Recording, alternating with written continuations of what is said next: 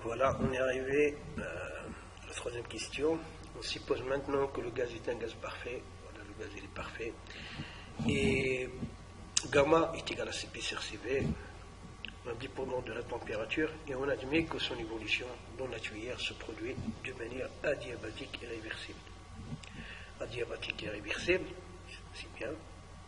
Donc c'est un mot très important. On pose Y est égal à P sur P1 et on désigne par Cp la capacité thermique molaire. Cp, c'est la capacité thermique molaire à pression constante du gaz. Alors Cp. Alors ici c'est Cp. Donc c'est très important aussi. Alors la capacité thermique molaire à pression constante. Alors 3,1 exprimé au carré en fonction de I1 Cp. Alors Cp c'est la capacité thermique molaire. Très bien. T1 M gamma Y pour nos fonctions. Alors c'est bien. Alors donc on va voilà donc notre tuyère. Alors donc ici c'est l'entrée, ici c'est la sortie. Et on va exprimer, donc ici c'est égal à 0. Voilà, c'est d'après le premier principe. Nous sommes arrivés ici à ici. Donc la variation de l'enthalpie molaire plus 1 demi m fois la variation du carré des températures entre le point d'entrée et le point d'abscisse x, donc est égal à 0. Bien. Ok, très bien. Alors, qu'est-ce qu'on va faire? Alors, donc, on va manipuler cette égalité. Alors donc je vais faire passer, donc je vais distribuer soit, voilà. Déjà donc je vais diviser par m, je divise par m, ici j'ai 0, donc il est égal à 1 sur m, ok, H1, donc c'est une enthalpie massique, d'accord, si je les divise par donc l'enthalpie molaire divisée par la masse molaire, donc c'est l'enthalpie massique. Moins H. Alors, plus 1 demi de I au carré, plus 1 demi de U, c'est pas plus, pardon, c'est moins.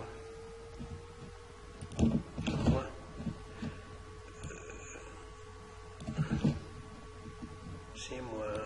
Alors ici, plus 1 demi de I1 au carré moins 1 demi de I au carré est égal à 0. Alors, voilà, donc je vais isoler, je vais tout multiplier par 2. Du coup,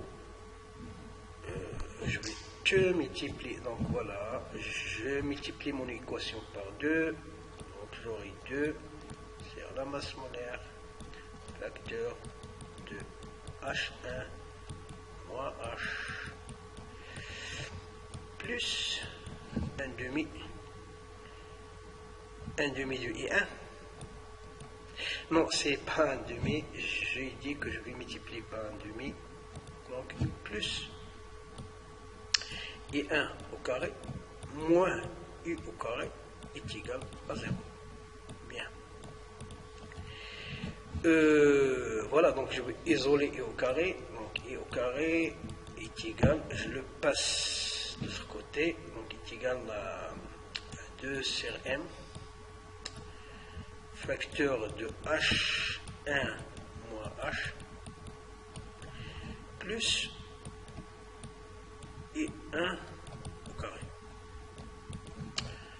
Alors, ici, c'est dB moins final, d'accord. Alors H1 moins H, c'est moins delta H, donc c'est deuxième, c'est moins 2 si vous voulez, donc c'est, alors c'est à M. Alors H1 moins H, donc c'est la variation d'enthalpie, et la variation d'enthalpie delta H est égale à Cp Cp, donc c'est Cp dt, delta T, multiplié par la variation de température. Alors si on travaille sur des intervalles de temps, voilà, assez important. Donc fois Cp. Cp c'est la capacité, alors d'après l'énoncé, Cp c'est quoi? C'est la capacité thermique molaire.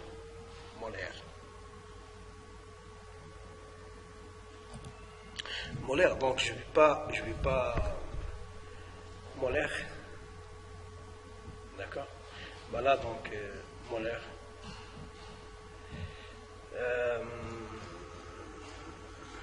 Fois delta T, alors delta T, donc c'est T1 moins T2, d'accord? T1 moins T, donc T1 moins T plus I1 au carré. Non, c'est pas, ouais, I1 au carré, voilà, c'est ça.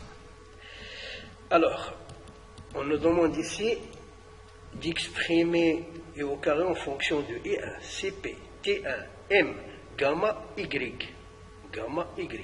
Puis en fonction. Voilà. Alors maintenant, ce qu'il nous faut, c'est gamma et Y. Alors, donc, on va les chercher. Alors, Cp, alors il nous faut gamma et il nous faut Y. Alors, d'après l'énoncé, alors, Y, c'est P sur P1. Donc, on va l'écrire ici. Y est égal à P sur P1. Ok. Et la transformation, donc le gaz est un gaz parfait, et la transformation est une transformation adiabatique réversible. Donc, on peut appliquer les lois de Laplace. Les lois de Laplace qui dit que la température fois le volume à la puissance alpha. Donc, les trois lois célèbres de Laplace. Donc, on va prendre une de ces lois-là pour travailler. Alors, Y est égal à P sur P1. D'accord. Alors, qu'est-ce qu'il nous faut encore? Gamma. Alors, d'après les lois de Laplace, donc voilà, les lois de Laplace, je les ai écrites ici, et nous, on va s'en servir tout simplement de celle-là. D'accord? Alors, c'est celle-là qui relaie la température et la pression. Alors, donc, est égal à 2 sur M fois Cp. Alors, je vais factoriser par T1. Donc, T1 facteur de 1 moins T sur T1. T sur T1. OK? Plus gamma, ben c'est pas gamma, pardon, c'est U, c'est la même chose, au carré. Alors ici, je vais appliquer celle-là entre le point d'entrée et le point d'abscisse X. Alors donc T1 fois P1 à la puissance. Donc étant donné que c'est toujours une constante, donc si je prends la température multipliée par la pression de ce gaz élevé, donc au point 1, donc est égal à la température fois la pression de ce gaz-là au point d'abscisse X. Ok? Alors, qu'est-ce que j'ai ici? J'ai T sur T1. Donc, je vais diviser par T1. Alors, ici, je vais le diviser sur P1. P1 sur P à la puissance de ça. Donc, P1 sur P, T sur T1. Et je vais remplacer. On remplace. Donc, est égal à 2 sur M Cp T1 facteur de 1 moins. Alors, P1 sur P à la puissance 1 moins lambda sur lambda ferme la parenthèse, plus I1 au carré. D'accord? Alors ici, le problème, c'est que Y est égal à P sur P1. Donc, Y moins 1 est égal à quoi? Est égal à P1 sur P. Ok? Donc ici, au lieu de mettre Y, je vais mettre Y moins 1. Moins 1 multiplié par 1 moins gamma sur 1. Je vais renverser, je vais changer la position de gamma et de 1 qui sont placés au numérateur. Voilà, j'ose bien le dire correctement.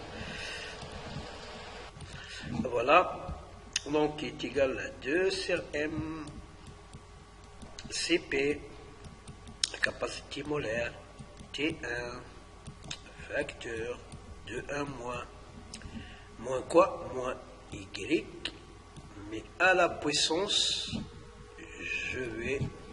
c'est gamma moins 1. Gamma moins 1, c'est gamma, au lieu de 1 moins gamma. Et je cherche, et je ferme la parenthèse. Ok, plus. Ok. Et puis voilà, nous sommes parvenus à exprimer et I au carré en fonction de I1 Cp T1 M gamma Y. Donc Cp T1 M gamma Y et I1. Voilà. Très bien, bien. Ça c'est I au carré. I au carré. Bien. Alors on passe à l'autre partie. Alors, cette fois-ci, c'est en fonction de I1, T1, M, gamma, Y et la constante du gaz parfait R. Voilà, donc c'est très simple. Il suffit de calculer. Alors, I au carré, de remplacer Cp par sa valeur. Donc, c'est égal à 2 sur M. M, facteur de gamma moins 1. Gamma R, alors Cp c'est gamma R facteur, ok, alors T1 facteur de 1 moins gamma, Y pardon, gamma moins 1 sur gamma, je ferme la parenthèse, plus et 1 au carré. Alors pour Cp, alors on a Cp d'après Cp CACV est égal à RR, voilà, et on sait que Cp plus Cv est égal, c'est pas R ici, c'est gamma, pardon, c'est gamma, voilà, donc beaucoup c'est ça le problème de la thermodynamique, c'est beaucoup de formules, voilà, donc un seul exercice, il faut passer par, voilà, donc une infinité de formelles. C'est ça la difficulté de la thermo. Voilà, c'est pas la conception, c'est pas la compréhension, mais alors ici c'est gamma. Ici Cp plus Cv est égal à R. Voilà. Donc en remplaçant dans l'une et dans l'autre, donc on peut avoir Cp en fonction de gamma et de R. Voilà. Alors, 3.2, exprimer le débit massique dit gaz de l'abscisse X en fonction de gamma 1, ρ, donc ρ 1, Y, gamma A et E, puis en fonction de P1, T1, M, R, Y, gamma A et U. C'est un peu long, mais bon, voilà. Voilà, alors le débit massique, alors maintenant c'est combien déjà? 3,2. 3, 3,2. Voilà, 3, 2. Alors le débit massique, alors dm c'est à dt, donc le débit massique M point est égal à dm c'est à dt, qui est égal à ρ c'est M sur V, Donc si T, c'est dt de ρ fois V. Alors si on considère que ρ est une constante, donc on peut la sortir. T c'est dt de V, le volume. Si on considère que la tuyère, la section, donc, la tuyère est une constante, donc on peut sortir, étant donné que V c'est A fois L, fois la longueur de la tuyère, donc T sur dt de A fois L, donc est égal à ρ fois A, la section fois dl sur dt, et dl sur dt c'est la distance, c'est la vitesse, pardon. Donc le débit massique m au point x est égal à ρ, bien sûr au point x, fois la section des tuyères au point d'abscisse x, fois la vitesse de l'écoulement du fluide au point d'abscisse x. Et voilà. Ok. Alors, est-ce qu'on a répondu à la question? Non, pas du tout, car on nous demande malheureusement d'exprimer le débit massique en fonction de ρ1, y, gamma, a et 1. Voilà. Alors, donc maintenant, alors A on l'a, U on l'a, alors il faut exprimer ρ.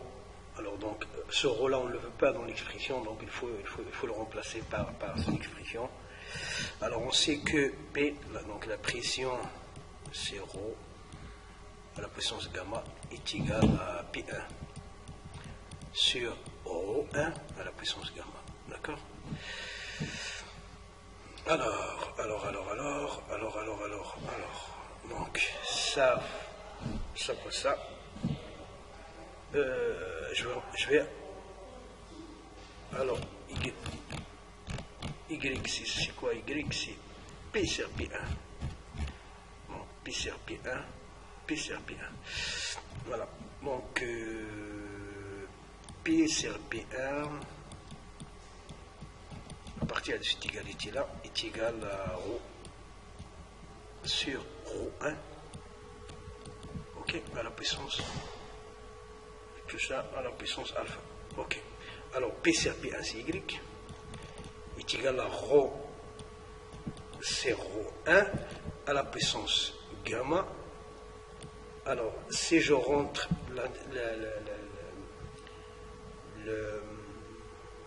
la racine Graham, c'est ça. Alors, j'aurai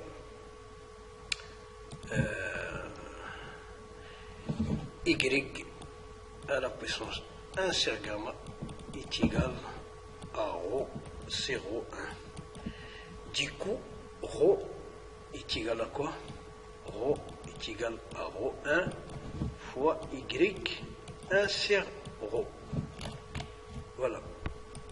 Donc, ρ, je vais le remplacer par sa valeur. Donc, ρ1, Y à la puissance 1 sur gamma fois A fois U. Et voilà le débit massique qu'on nous demande d'exprimer en fonction de ρ1, Y, gamma, A et U. 1, 2, 3, 4, 5. En fonction de 5 variables. Alors, est-ce que 1, 2, 3, 4 et 5? Bien.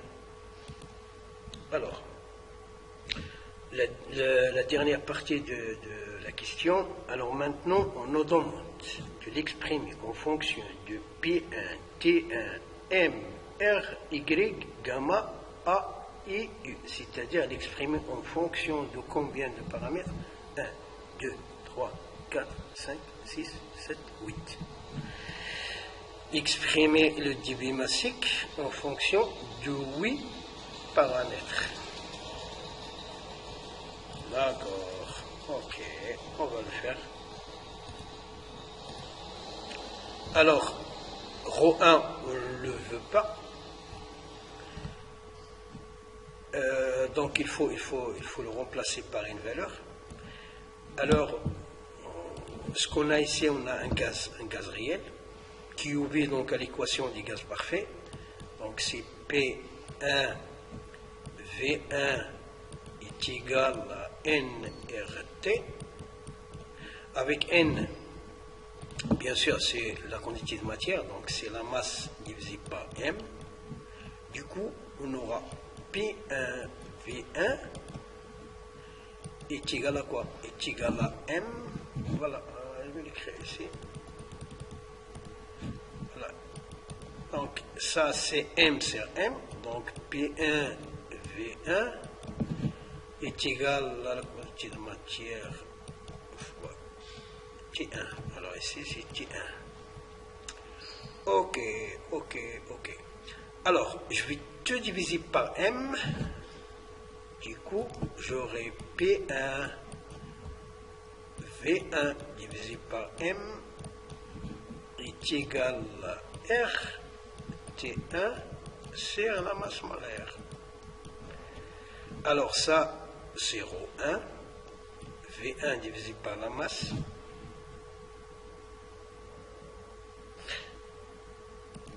Donc V1, le volume au point 1, la masse, alors le volume, le fluide c'est un gaz, donc le volume peut changer, mais la masse d'un fluide, d'un gaz ne change pas. Alors, par contre son volume, oui, car il est compressible. Il est compressible.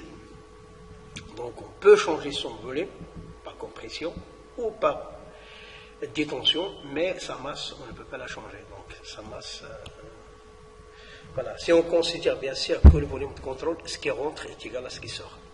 Voilà. Ok. Alors ici c'est ρ1, c'est la masse volumique au point 1.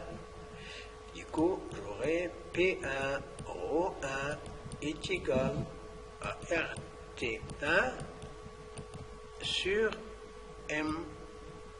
Est-ce que j'ai pas commis d'erreur ici? Non, je crois. Alors je vais diviser par P1.